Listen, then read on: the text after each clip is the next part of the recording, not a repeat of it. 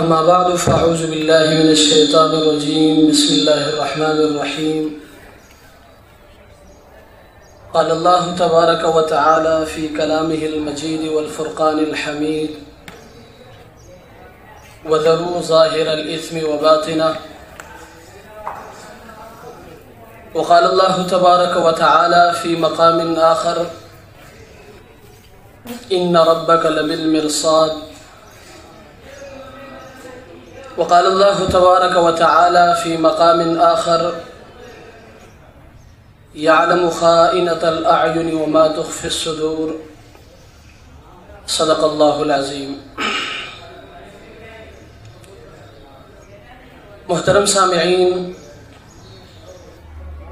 میں سب سے پہلے بزم خلیلیہ کے ایڈیٹر محترم مفتی یوسف امین صاحب کا شکریہ ادا کرتا ہوں کہ انہوں نے مجھے یہاں آ کر بزم خلیلیہ کے توسط سے اپنی خیالات لوگوں تک اور عوام الناس تک پہنچانے کا موقع فراہم کیا. اللہ تبارک و تعالی دنیا اور آخرت کی کامیابیاں ان کو نصیب فرمائے اور اللہ تبارک و تعالی ان کی ان خدمات کو اپنی بارگاہ عالیہ میں قبول و منظور فرمائے. محترم سامعین، قرآن کریم کی جو آیت میں نے آپ حضرات کے سامنے پڑھی ہے، اس آیت میں اللہ تبارک و تعالی فرما رہے کہ وَذَرُوا ظَاهِرَ الْإِثْمِ وَبَاطِنَهُ، کہ اے لوگوں تم ان گناہوں کو بھی چھوڑو جو تم ظاہر میں کرتے ہو، علانیہ طور پر کرتے ہو، کھلم کھلا کرتے ہو، لوگوں کے سامنے کرتے ہو، وَبَاطِنَهُ، اور ان گناہوں کو بھی چھوڑو جو تم چھپکے سے کرتے ہو، سرًا کرتے ہو. سب سے پہلے آپ اپنے ذہن میں یہ بات رکھیں کہ گناہ کہتے کس کو ہے. گناہ کا مطلب یہ ہے کہ آپ اللہ تبارک و تعالی کی نافرمانی کریں یا جناب نبی کریم صلی اللہ علیہ وسلم کی سنتوں کو ترک کریں یا کسی بدعت پر عمل کریں. تو جیسے بھی گناہ ہے، قرآن کریم میں اللہ تبارک و تعالی نے بڑی وضاحت کے ساتھ مجھے اور آپ کو بتا دیا کہ اے لوگوں، ہر اس گناہ کو بھی چھوڑو جو تم ظاہر میں کرتے ہو اور اس گناہ کو بھی چھوڑو جو تم باطن میں یا چپکے سے کرتے ہو. اور یہ بات بھی اپنے ذہن میں رکھیں کہ گناہ کے اندر یہ تاثیر ہے کہ وہ کسی نہ کسی صورت انسان کے دل کو پریشان رکھتا ہے. آپ نے دیکھا ہوگا اور آپ نے سنا بھی ہوگا کہ انسان کتنی ہی مکاری کے ساتھ، چالاکی کے ساتھ، چھپکے سے سرًا گناہ کرے، کسی کو پتہ نہ چلے، نہ بھائی کو پتہ چلے، نہ ماں باپ کو پتہ چلے، نہ عزیز و اقارب کو پتہ چلے، نہ رشتہ داروں کو پتہ چلے. لیکن یاد رکھیں، یہ گناہ انسان کو اتنا پریشان رکھتا ہے کہ جو انسان اپنی زندگی میں اللہ کی نافرمانی میں زندگی گزارتا ہے وہ کبھی چین سے زندگی نہیں گزارتا. ہر انسان یہ کہتا ہے گناہ کرتے ہوئے کہ چلو آج کر لیتا ہوں، آج سن لیتا ہوں، آج ویسے ہی بات کر لیتا ہوں، کل سے چھوڑ دوں گا. لیکن یاد رکھیں میرے دوستوں اور بزرگوں، یہ گناہ ابتداءً کچے دھاگے کی طرح کمزور ہوتی ہے گناہ کی ابتدا. لیکن جب انسان بار بار اللہ کی نافرمانی کرتا ہے، اللہ کے نبی کی سنتوں کو پامال کرتا ہے، تو ایک وقت ایسا آتا ہے کہ یہ گناہ انسان کو ایسے اپنے لپیٹ میں لے لیتا ہے کہ پھر انسان کو ہلنے کا موقع نہیں ملتا. اس لیے اللہ تبارک و تعالی نے بڑی وضاحت کے ساتھ مجھے اور آپ کو قرآن کریم میں سمجھا دیا کہ اے لوگوں، وَذَرُوا ظَاهِرَ الْإِثْمِ وَبَاطِنَهُ، ان گناہوں کو بھی چھوڑو جو تم ظاہر میں کرتے ہو، علانیہ طور پر کرتے ہو، لوگوں کے سامنے کرتے ہو، وَبَاطِنَهُ، اور ان گناہوں کو بھی چھوڑو جو تم چھپکے سے کرتے ہو. اس لیے میرے دوستوں اور بزرگوں، میں آج سوشل میڈیا کے توسط سے میں آپ سے فریاد کرتا ہوں کہ خدا را گناہوں کو چھوڑ دو. جب بھی آپ کا دل گناہوں کو چاہے، گناہ کرنے کا سوچیں آپ، ہمیشہ آپ اپنے سامنے یہ بات رکھیں کہ اللہ کی ذات مجھے دیکھ رہا ہے۔ دنیا سے تو آپ چھپا سکتے ہیں، چالاکی کے ساتھ، مکاری کے ساتھ، بھائیوں سے بھی چھپا سکتے ہیں، بہنوں سے بھی چھپا سکتے ہیں، عزیز و اقارب سے بھی چھپا سکتے ہیں، لیکن میرے دوستوں اور بزرگوں یہ بات یاد رکھیں، اب اللہ سے نہیں چھپا سکتے۔ ایک بزرگ کو الہام ہوا، اللہ تبارک و تعالیٰ نے اس بزرگ سے فرمایا کہ اے میرے بندے، جاؤ ان لوگوں سے کہہ دو کہ جب یہ لوگ گناہ کرتے ہیں، ان کے ساتھ اگر چھوٹا سا بچہ بھی ہوتا ہے تو یہ اس بچے سے بھی شرماتے ہیں، یہ لوگ عار کھاتے ہیں اور اس گناہ سے بچ جاتے ہیں، لیکن میں خالق کائنات ہمیشہ ان کو دیکھتا بھی ہوں، ان کو سنتا بھی ہوں، ان کو سمجھتا بھی ہوں، ان کے حرکات و سکنات کا بھی مجھے علم ہے، لیکن پھر بھی یہ مجھ سے عار نہیں کھاتے، یہ مجھ سے شرم نہیں کھاتے، یہ میرا خیال نہیں رکھتے۔ اللہ تبارک و تعالیٰ فرماتے ہیں کہ جب لوگ گناہ کرتے ہیں تو ان دروازوں کو تو ہم بند کرتے ہیں جن دروازوں سے مخلوق دیکھتی ہے، لیکن میرے دوستوں اور بزرگوں، ہم نے کبھی سوچا ہے کہ ہم ان دروازوں کو بھی بند کریں جس سے خالق دیکھتا ہے؟ لیکن یاد رکھیں وہ دروازے کبھی بند نہیں ہو سکتے، اور نہ ہم ان کو بند کر سکتے ہیں۔ اس لیے میری آپ سے گزارش ہے کہ آپ گناہوں کو چھوڑ دیں، چاہے کسی بھی طرح کا گناہ ہو، چاہے گناہ آپ سرن کرتے ہیں یا علانیہ طور پر کرتے ہیں، ہر گناہ کو مجھنے اور آپ نے چھوڑنا ہوگا۔ انسان گناہ کرتا کیوں ہے؟ قرآن کریم میں اللہ تبارک و تعالیٰ نے اس کی 4 وجوہات بیان فرمائی اور پھر اس کا جواب بھی دے دیا ہے بڑے زبردست طریقے سے۔ سب سے پہلے انسان گناہ اس لیے کرتا ہے، انسان یہ سمجھتا ہے کہ مجھے کوئی دیکھ نہیں رہا، کسی کو پتہ نہیں چلے گا، تو اللہ نے فرمایا اے میرے بندے یہ تیری بھول ہے۔ آپ کیسے کہہ سکتے ہیں کہ مجھے کوئی دیکھ نہیں رہا؟ قرآن کریم میں اللہ نے بڑی وضاحت کے ساتھ فرمایا کہ ان ربک لبالمرصاد، تیرا پروردگار تیری گھات میں ہے۔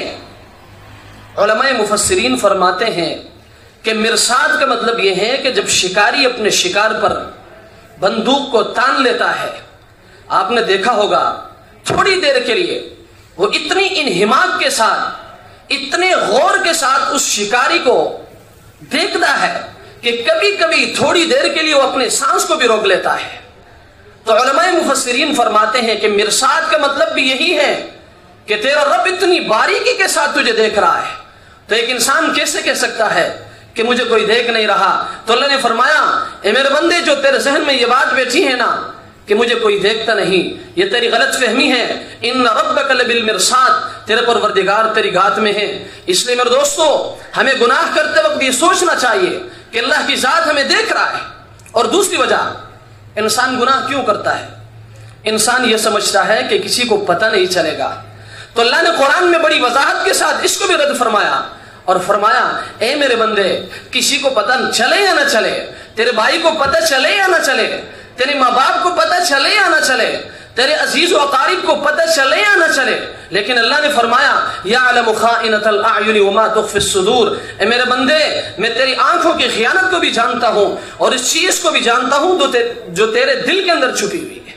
اس لیے اگر ہم یہ سمجھتے ہیں کہ کسی کو پتہ نہیں چلے گا، کوئی دیکھ نہیں رہا، تو میرے دوستوں اور بزرگوں، یہ میری اور آپ کی غلط فہمی ہے۔ اس چیز کو ہم نے چھوڑنا ہوگا اور اس چیز کو ہم نے سمجھنا ہوگا کہ اللہ کی ذات ہمیں دیکھ بھی رہا ہے اور وہ سمجھتا بھی ہے۔ اور تیسری وجہ، انسان یہ سمجھتا ہے گناہ کروں گا لیکن میرے پاس کوئی نہیں ہے، میں تنہا ہوں، میں اکیلا ہوں۔ تو اللہ نے فرمایا ہے میرے بندے، یہ بھی تیری غلط فہمی ہے۔ قرآن میں اللہ نے فرمایا ما یکون من نجوا ثلاثۃ الا هو رابعهم ولا خمسۃ الا هو سادسهم، اے میرے بندے جب تو گناہ کرتا ہے نا، یہ جو تو سمجھتا ہے نا کہ میرے ساتھ کوئی نہیں، میں اکیلا ہوں، نہیں، یہ تیری غلط فہمی ہے۔ جہاں 3 بندے سرگوشی کر رہے ہوتے ہیں وہاں چوتھا اللہ کی ذات ہوتا ہے، اور جہاں 4 بندے سرگوشی کر رہے ہوتے ہیں وہاں 5واں اللہ کی ذات ذات ہوتی ہے۔ اس لیے میرے دوستو، اگر ہم یہ سمجھتے ہیں کہ اللہ کی ذات ہمارے ساتھ نہیں ہے تو اللہ نے فرمایا وَهُوَ مَعَهُمْ أَيْنَمَا كَانُوا، اے میرے بندے یہ تیری غلط فہمی ہے، اللہ کی ذات ہمیشہ آپ کے ساتھ ہے۔ آپ جہاں بھی جائیں، آپ بیٹھیں تب بھی اللہ کی ذات آپ کے ساتھ ہے، آپ چل رہے تب بھی اللہ کی ذات آپ کے ساتھ ہے، آپ سو رہے تب بھی اللہ کی ذات آپ کے ساتھ ہے۔ چوتھی وجہ انسان گناہ کیوں کرتا ہے؟ آپ نے دیکھا ہوگا بچے جب جیٹ بن جاتے ہیں نا، نافرمان ہو جاتے ہیں، بے شرم اور بے حیا ہوتے ہیں، تو وہ بچے اپنے والدین سے کیا کہتے ہیں؟ کہتے ہیں میں یہ کام کروں گا۔ باپ نے کہا بیٹا یہ کام آپ نے نہیں کرنا، تو بیٹا کہتا ہے آپ نے جو کرنا ہے کر لے، میں یہ کام کر لوں گا۔ تو کچھ اللہ کے بندے ایسے ڈھیٹ بن جاتے ہیں، ایسے بے شرم اور بے حیا بن جاتے ہیں، تو اللہ نے ان بندوں کو بھی سمجھا دیا کہ اے میرے بندے، تو جو تو دنیا میں رہ کر یہ سمجھتا ہے نا کہ میں کر لوں گا، آخرت میں جو ہوگا دیکھا جائے گا۔ اللہ نے فرمایا تم جب میرے پاس آؤ گے نا فَإِنِّي أُعَذِّبُهُ عَذَابًا لَا أُعَذِّبُهُ أَحَدًا مِّنَ الْعَالَمِينَ، اے میرے بندے ان چیزوں کو چھوڑ دے، ان گناہوں کو چھوڑ دے، ورنہ جب قیامت کے دن تو میرے پاس آئے گا میں تجھے وہ عذاب دوں گا کہ جہانوں میں کسی نے کسی کو ایسا عذاب دیا نہیں ہے۔ اس لیے میرے دوستو، ہم جو یہ سمجھتے ہیں کہ ہمیں کوئی دیکھ نہیں رہا، ہمارے ساتھ کوئی نہیں ہے، ہم ڈھیٹ بن کے گناہ کریں گے، یاد رکھیں اللہ کی ذات آپ کو دیکھ بھی رہا ہے، وہ آپ کے ساتھ بھی ہیں، وہ آپ کو سمجھتا بھی ہے، وہ آپ کو سنتا بھی ہے، وہ آپ کو دیکھ بھی رہا ہے۔ اس لیے میں آپ سے گزارش کرتا ہوں کہ خدا را ان گناہوں کو چھوڑ دے۔ لیکن یاد رکھیں ان سب کے باوجود بھی اگر آپ نے گناہوں کو نہیں چھوڑا، گناہ کرتے ہوئے آپ نے زندگی گزار لی، یاد رکھیں یہ زندگی گزر جائے گی۔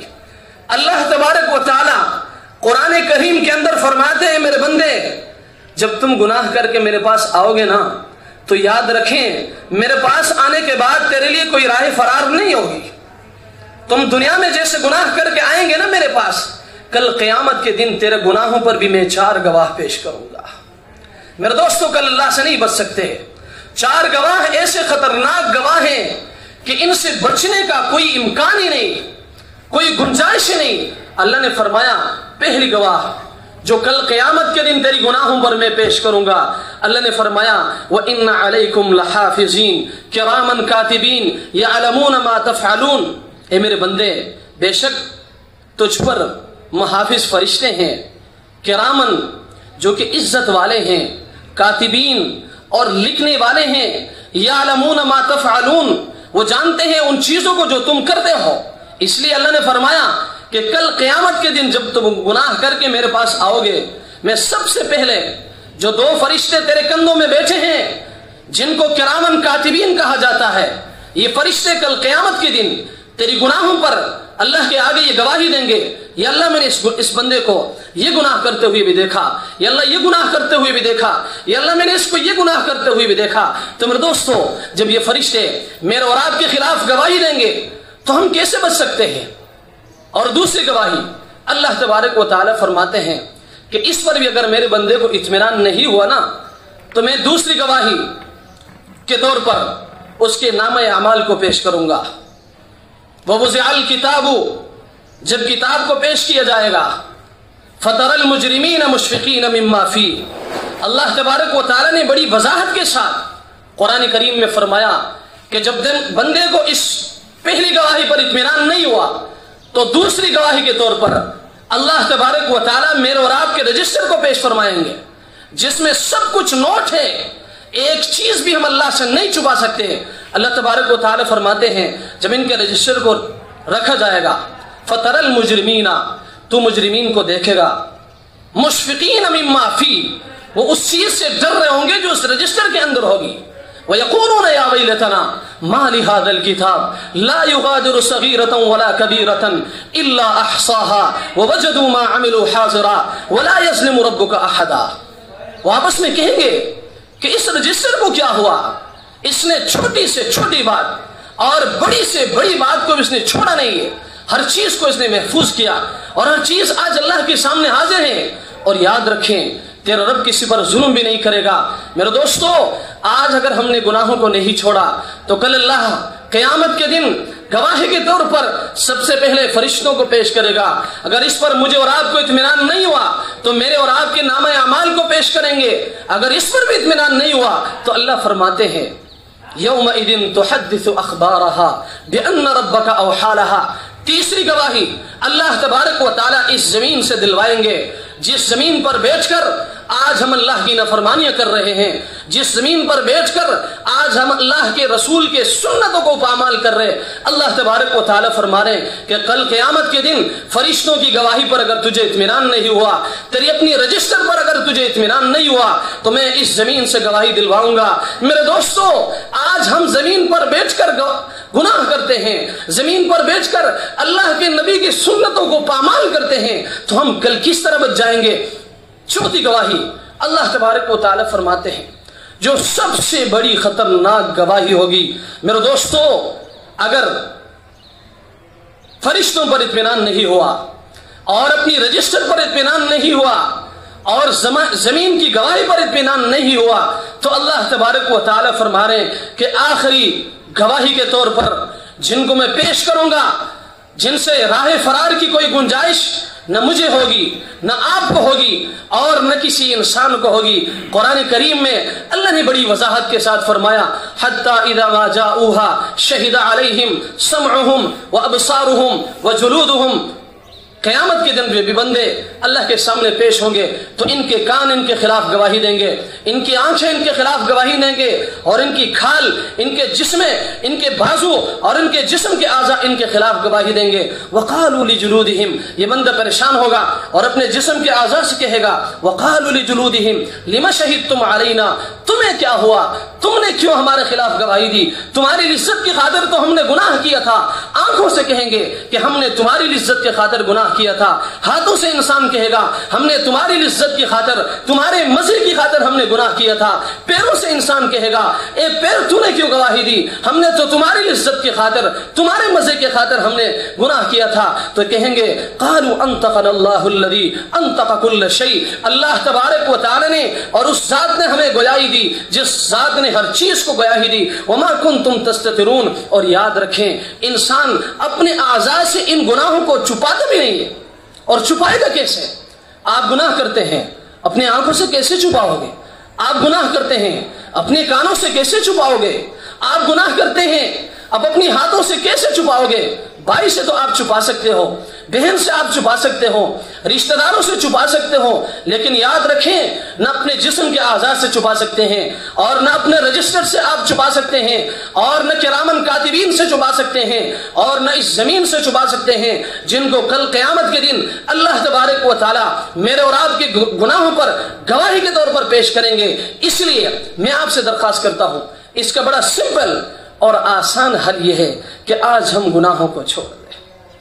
نہ کل قیامت کے دن کوئی گواہ آپ کے گناہوں پر پیش ہوگا، نہ کوئی پریشانی ہوگی، نہ کوئی پیشمانی ہوگی. اس کا بہترین حل یہ ہے کہ آج ہم گناہوں کو چھوڑ دیں.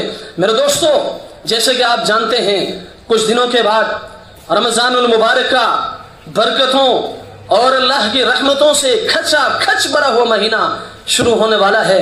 میں آپ سے درخواست کرتا ہوں، انسان ہے، بحیثیت انسان کوئی بھی یہ نہیں کہہ سکتا کہ مجھ سے گناہ نہیں ہوتی. میں نہیں کہہ سکتا میں آپ سے کیا گلہ کروں. ہر انسان گناہ گار ہے، ہر انسان خطا کار ہے، ہر انسان سیاہ کار ہے. بس ضرورت اس چیز کی ہے کہ آج ہم آئے، گناہوں سے توبہ کریں، اجتناب کریں. جتنے گناہ آج تک ہم سے ہوئے ہیں ان گناہوں سے توبہ کریں اور آئندہ کے لیے ان گناہوں کو چھوڑنے کا عزم مصمم کریں اور اللہ کے سامنے آئے، روئیں، گھڑ گھڑائیں، اللہ کو راضی کریں. مجھے امید ہے کہ اللہ تبارک و تعالی ہمارے گناہوں کو معاف فرمائیں گے. اللہ تبارک و تعالی جتنی باتیں کہیں اور سنی گئی ان تمام باتوں پر ہمیں عمل کرنے کی توفیق عطا فرمائیں. وآخر دعوانا ان الحمد للہ رب العالمین.